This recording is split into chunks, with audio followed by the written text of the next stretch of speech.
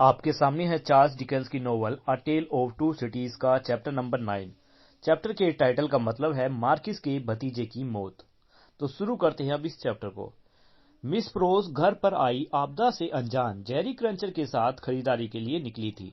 जब वे सेंट एंटोनी जिले की एक दुकान में अपने आखिरी बिल का भुगतान कर रही थी, तभी मिस प्रोस की एक आदमी के साथ चौंकाने वाली मुलाकात हुई। जैसे ही मिस प्रोस ने उसके चेहरे पर नजर डाली, मिस प्रोस चिल्लाई और अपनी टोकरी को वहीं फर्श पर गिरा दिया और उस आदमी से बोली, ओह सोलोमन, प्यारे सोलोमन, इतने वर्षों बाद मिले हो यहाँ, और वो भी अभी। उस आदमी ने अपने आप को छिपाकर डरते हुए तरीके से इधर उधर देखा और फिर धीमी आवाज में बोला, मुझे सोलोमन मत कहो, क्या तुम मेरी मौत की वजह बनना चाहती हो? लेकिन मिस प्रोस अपने रोने और अपने आंसुओं को रोक नहीं पा रही थी। मिस प्रोस कहती है, भाई तुम मुझसे इतना बेरहम सवाल क्यों पूछ रहे हो? तो वो व्यक्ति कहता है, जॉन, कि तो अपनी जुबान बंद करो और अपने सम्मान की पेमेंट करो। अगर तुम मुझसे बात करना चाहती हो तो बाहर आओ। बाहर आकर सोलोमन शांत लग रहा था, भले ही मिस प्रोस अभी भी रो रही थी। सोलोमन कहता है कि मुझे पता था कि आप यहाँ हैं सिस्टर। मैं उन ज्यादातर लोगों को जानता हूँ जो यहाँ हैं। यदि आप मेरे जीवन को खतरे में नहीं डालना चाहती तो जितनी जल्दी हो सके आप अपने रास्ते चले जाएं और मुझे अपने रास्ते जाने दें। मैं यहाँ पर एक अधिकारी हूँ और पहचाने जाने का जोखिम नहीं उठा सकता। मिस प्रोस कहती है कि भगवान जानता है कि मैं केवल आपके लिए अच्छा ही चाहती हूँ सुलेमान। तो सुलेमान कहता है, बस नहीं, मिस प्रोस ही कहती है कि भगवान जानता है कि मैं आपके लिए केवल अच्छा ही चाहती हूँ सुलेमान। बस मुझसे एक अच्छा शब्द बोलो और कहो कि तुम मुझसे गुस्सा नहीं हो, फिर मैं तुमसे नहीं मिलूंगी।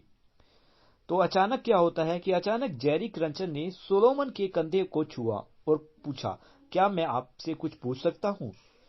आपका नाम सोलोमन है या जॉन सोलोमन? तो इस पर उसने क्रंचर ने जॉन ने क्रंचर को अचानक शक की निगाहों से देखा और पूछा, आपका क्या मतलब है? क्रंचर ने जवाब दिया, मैंने आपको ओल्ड बैली जगह में देखा था। आप एक जासूस गवाह थे और मैं कसम खा सकता हूं कि आपका नाम जॉन से कुछ है। तो पीछे से एक आवाज आती है, इसका नाम बरसात है। यह आवाज थी सिडनी कार्टन की। जब सभी लोगों ने सिडनी कार्टन को देखा, जब सभी लोगों ने सिडनी कार्टर को क्रंचर की कोहनी के पास खड़ा देखा तो हर कोई झूम उठा और मिस प्रोस हांफने लगी।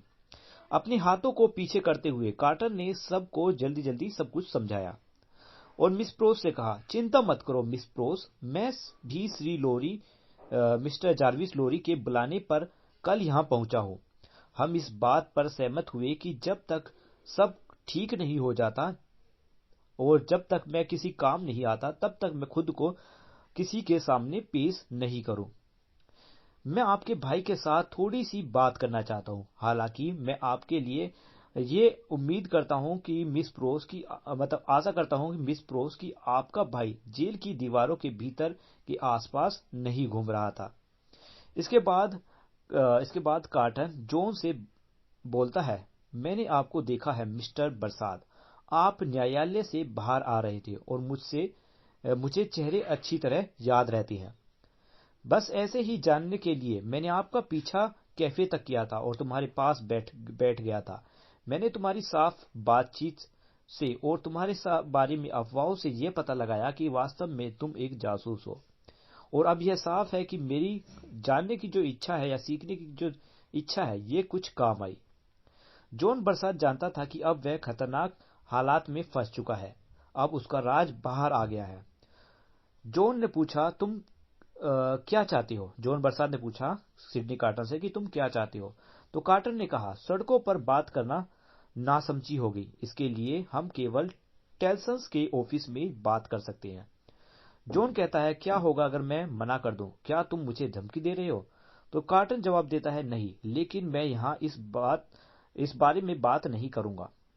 बरसात ने महसूस किया कि उसके पास कार्टन की बात स्वीकार करने के अलावा और कोई चॉइस नहीं थी। उसने अपनी बहन की ओर गंभीर नजर से देखा और कहा, अगर मुझे इस बार कोई परेशानी आती है तो इसकी गलती तुम्हारी होगी, ये आपकी गलती होगी। तभी सिडनी कार्टन बोलता है, आइए आइए मिस्टर बरसात, मेरा सुझाव है कि हम पहले आपकी बहन को उसकी गली के कोने तक सुरक्षित छोड़ दें और फिर मिस्टर जार्विस लोरी के पास जाएं। तो फिर उनके मिस प्रोस को छोड़ने के बाद कार्टन टेल्सन्स के रास्ते की ओर बढ़ा, जो कुछ ही मिनटों की पैदल दूरी पर था। मिस्टर लोरी ने अभी अभी रात का खाना खत्म किया था और जब वे अंदर आए तो उन्हें बहुत आश्चर्य हुआ उन्हें देखकर। कार्टन ने विजिटर यानी जॉन को इंट्रोड्यूस कराया मिस्टर जार्विस लोरी के साथ। मिस प्रोस के भाई सर मिस्टर बरसात, मतलब सिडनी कार्टन इंट्रोड्यूस कराते हुए कहती हैं कि ये है मिस प्रोस के भाई, इनका नाम है मिस्टर बरसात। मिस्टर जार्विस लोरी बोलती हैं, बरसात, ये बरसात, मैं इसका नाम जानता हूं और इसकी शकल को जानता हूं। सिडनी कार्टन कहता है बरसात से, मैंने तुमसे कहा था ना कि तुम्हारा ये चेहरा यादगार है, मतलब कोई भूल नहीं सकता। कृपया पहले बैठ जाइए। फिर कार्टर मिस्टर लोरी की ओर मुड़ा और बोला, वह उस चार्ल्स के केस में एक गवाह था। मतलब मिस्टर जार्विस लोरी से बताता है कि जो ये जॉन बरसात है ये चार्ल्स के केस में एक गवाह था जब उसके ऊपर केस चला था देशद्रोही का। मिस्टर जार्विस लोरी तुरंत उस समय वो अपने इस विजिटर यानी जॉन बरसात को नफरत की नजर से देखते हैं। कार्टर ने डिटेल में बताया कि मिस प्रोस ने अपने भाई को पहले ही पहचान लिया था और फिर साथ में कार्टर ने यह भी बताया कि चार्ल्स डार्निक को दोबारा से गिरफ्तार कर लिया गया है, जो कि एक बहुत बड़ी दुख भरी खबर है। बूढ़े मिस्टर जार्विस लोरी इस खबर पर चौंक गए। सिडनी कार्टर फिर कहता है, दुर्भाग्य से मिस्टर लोरी, इस बार जो डॉक्टर मैनेट हैं वो सिडनी कार्टर को बचा नहीं सके। यह एक निराशजनक समय है जब निराशजनक दाव के लिए निराशजनक खेल खेलने जाती है।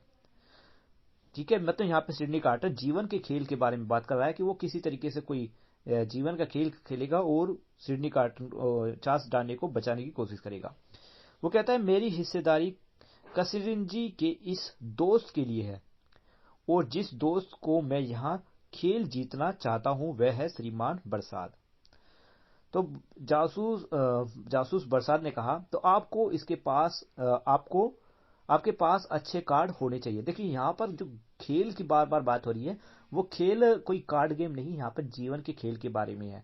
यहाँ पर बातचीत को थोड़ा घुमा फिरा कर बोला जा रहा है। तो यहाँ पर सिडनी कार्टन तो कहना चाहती हैं कि ये एक निराशजनक समय है, मतलब बड़ा ही उदास वाला समय है। तो ऐसे में हमें कोई खेल खेलना होगा, कोई दाव चलना होगा, मतलब कोई चाल चलनी होगी। तो इस पर अब आगे क्या होगा कि आगे कार्टन ने खुद पर थोड़ा पानी डाला और एक गिलास पानी भी पी लिया। फिर उसने सोच समझकर गिलास टेबल पर रखा और बोला, ठीक है, देखते हैं बरसात, मैं तुम्हारे बारे में बहुत कुछ जानता हूं। सबसे पहले मुझे पता है कि तुम पुरानी सरकार के जासूस थे। मुझे यह भी पता है कि तुम फ्रेंच के खिलाफ अंग्रेजों के जासूस थे। क्या मैं और बताऊं तुम्हारे पास कौन से कार्ड हैं? तो बरसात इस पर कुछ नहीं बोला, उसके बारे में सब कुछ साफ था, मतलब सब कुछ खुल चुका था। सिडनी कार्टन कहता है, मेरे कार्ड के इक्के मिस्टर बरसात। ठीक है, मतलब मिस्टर बरसात से बातें करते हुए सिडनी कार्टन कहते हैं, मेरे कार्ड के इक्के मिस्टर बरसात, मैं आपके बारे में नागरिक समिति को रिपोर्ट करने के लिए बहुत कुछ जानता हूं। जॉन बरसात कहता है, लेकिन इससे आप खुद भी एक आम जासूस से बेहतर नहीं बन पाएंगे। सिडनी कार्टन कहता है, मेरे इक्के, मैं तो सिर्फ तुम्हारे साथ एक खेल खेल रहा हूं, बस कुछ ही मिनटों में। बरसात ने कार्टन को गुस्से से देखा, लेकिन बरसात ने अपनी हार मान ली क्योंकि वह जानता था कि सिडनी कार्टन सब कुछ जानता है। इसलिए बरसात ने ना चाहते हुए भी अपनी हार मानी और कहा, ठीक है, तुम मुझसे क्या चाहते हो बताओ। तो सिडनी कार्टन कहता है कि आप कसिरेंजी में जेलर रहे हो, है ना? तो जॉन कहता है, कभी कभार रहा था। तो कार्टन कहता है, लेकिन आप फिर भी वहां पर आ जा सकते हैं। तो जॉन कहता है, हाँ। तो सिडनी कार्टन इस पर कहते हैं, तो ठीक है, तो अब आपसे हम बात कर सकते हैं। तो ये वहां पर फर्स्ट पार्ट खत्म होता है। सेकंड पार्ट भी मैं जल्द ही इस वीडियो का अपलोड कर दूंगा। ठीक है, तो वीडियो यहाँ पर खत्म हुई। वीडियो अच्छी लगी है तो लाइक जरूर करना। Thank you, have a nice day.